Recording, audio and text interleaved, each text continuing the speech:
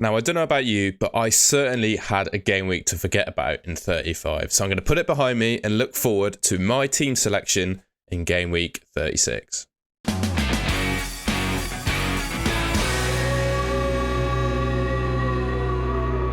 So starting off with my goalkeepers and defenders, I've got Kepa starting at the moment in my goal. I've got a potential transfer to make in the goalkeeping department, and I'll share you that at the end of the video, but I feel that Kepa's decent to start this game week. Forest at home is a really good fixture for Chelsea, and got to be honest, looking at the Draft Town clean sheet odds, Chelsea are top of the list at the moment for clean sheets in one fixture for game week 36. They're over 50% to keep a clean sheet against Nottingham Forest. I know they conceded a goal to Bournemouth, but I feel they played well in that game and looked defensively okay. So, we'll see what happens against Forest at home. I've got Raya as my other option. I feel Kepa is a stronger asset than him just this game week alone, so I'm starting with him. Trippier, Estupinian and Botman in defence. Not wholly confident anymore in that Brighton defence. They looked really solid in their last few games, but unfortunately conceding 5 goals at home to Everton really knocks your confidence in that defence. And yeah, I'm not sure what to expect from Estupinian. I think with the double game week, though, it's hard not to start him. I think he's obviously got the potential of playing both the games, so that's 4 points there. A normal player is going to have to keep really a clean sheet to outscore Estupinian. And of course, Estupinian could keep a clean sheet against Arsenal and Newcastle. They're both away from home, so I'm not sure about that. But also, I don't think Arsenal in particular are that strong defensively. So I feel like maybe Estupinian might get an attacking return in that game. Regardless, I think he's worth starting. Trippier and Botman, Newcastle have a much better double game week than Brighton do. They got Leeds away and Brighton at home. 2 fixtures, I could genuinely see Newcastle keeping a clean sheet in. I think their game against Brighton will be quite cagey and edgy, similar to how United fared against them, 0-0 right up until the 99th minute and then a team scoring a last-minute winner or something. But I do think that's going to be quite a cagey affair. And Leeds away at the moment, obviously Leeds are going to be gunning for it to try and get themselves out of relegation. But also Newcastle are going to be doing the same, trying to protect their place in the top 4. So I feel like they've got something to play for in these next 2 games. And looking at them defensively, I know they've been conceding goals, but I can't say that they've been playing badly defensively. They've not looked like they're all over the place at the back. And for that reason, I'm quietly confident they can keep at least 1 clean sheet this double game week. Midfielders and forwards now, and I think like a lot of FPL players at the moment, I've got a March-shaped problem in my team. He came off against Everton with a hamstring injury after not starting. He's been a bit of a disaster in my team, to be honest.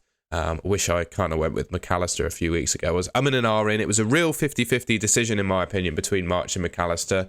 And I think like with a lot of things this season, it's just not gone my way. So I'm looking to take out March, and you'll see my replacement later on. Rashford, Mitoma and Salah are the rest of my midfielders. I think Rashford, Wolves at home, great fixture.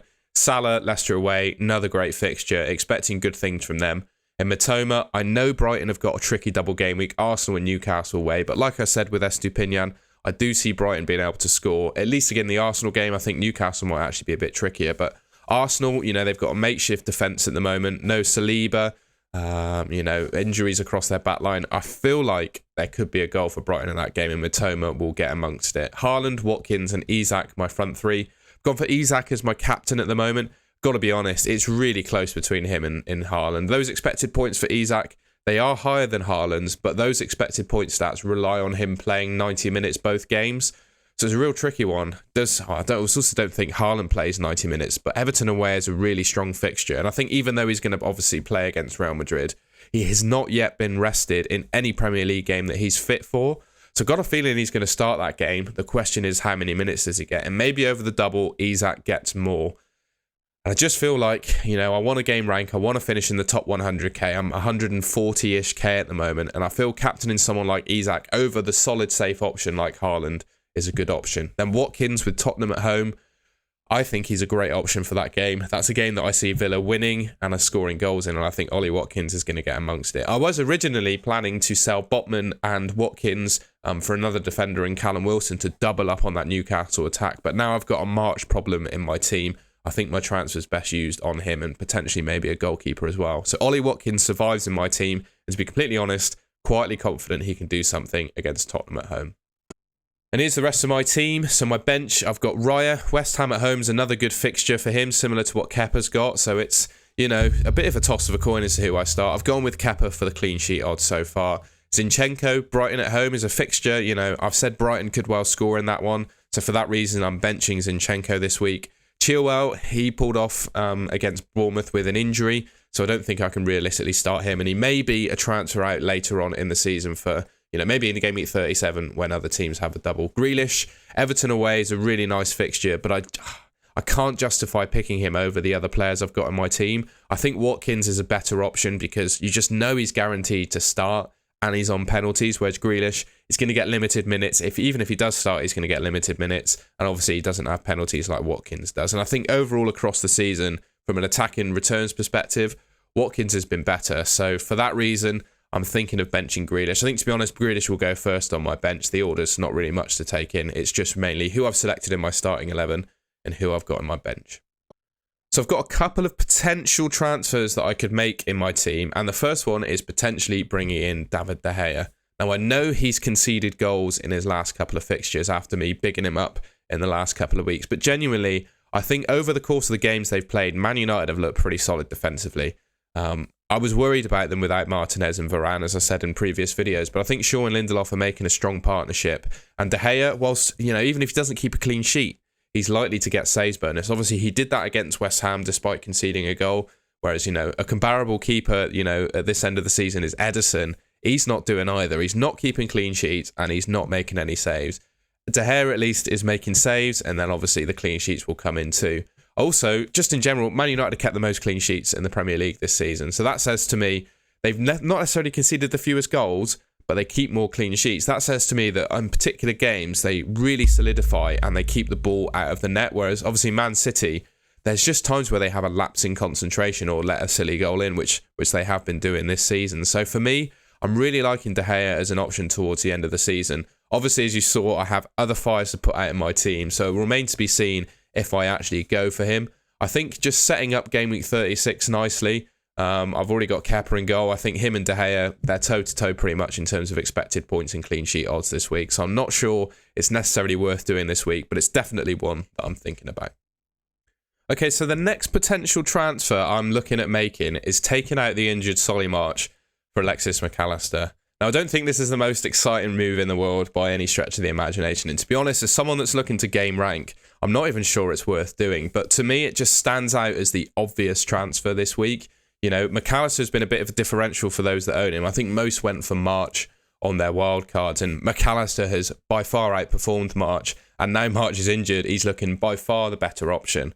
The question I've got to ask myself, though, and I imagine a lot of you other FPL players are going to be in this position where you're looking to sell Solly March, and McAllister stands out as the first option, is he better than someone like Bruno Fernandes or a Man City mid? Admittedly, you know, Man United only have a single game week in 36, but it's against Wolves at home, whereas Brighton have Arsenal away and Newcastle away, two of the trickiest fixtures you could ask for. I know I've said I expect Brighton to be able to score against Arsenal away, and they may be able to score against Newcastle too, but does Bruno Fernandes against Wolves at home outscore Alexis McAllister in those two fixtures? That's a question to ask yourself. And then you've got 37. So Southampton at home, you definitely expect Brighton to do some damage there. But then they've got Man City at home, which is obviously literally the toughest fixture you can ask for in the league at the moment. Whereas Man United have got Bournemouth and then Chelsea in 37. And I feel like that's a much stronger double. You know, Bournemouth and Chelsea, both of those teams are pretty weak at the moment. You know, Bournemouth losing to Chelsea and Chelsea just having an absolutely terrible season. So comparing the likes of McAllister to Bruno Fernandes, I know they're not comparable from a financial perspective. Bruno Fernandes being about 4 million more expensive, right? But I've got 2 free transfers, and I imagine you might too, because a lot of people would have rolled in 36 and 35, sorry. So does that mean, you know, you've got enough cash in the bank with 2 moves to bring in Bruno Fernandes rather than McAllister? I think that's a question you've got to ask yourself. For me, I'm almost verging towards just making this video, actually. My opinion is changing on it. It just gives me an opportunity to talk about it. But I'm verging towards going for Bruno over McAllister and making another transfer to reduce the budget in the rest of my team. But yeah, one to think about for you guys. Obviously, McAllister is the player that you're going to be on the forefront of your mind to bring in for Solly March. But I think there are other options you should think about too. Alright, that's the end of the video. I hope you enjoyed it, and if you found it useful, please leave me a like rating and subscribe to the Golden Goal channel below. Let me know what you think of my thoughts on Solly March to McAllister or Bruno Fernandes. I'd be interested to know your thoughts. If you're just going sideways to McAllister, fair enough. I think you can absolutely justify it. But for me, wanting to make up rank, I'm not sure it's necessarily the transfer to be making at this stage of the season. So yeah, I'd be interested to know your thoughts on that one. And I'll catch you in the next video. See you later.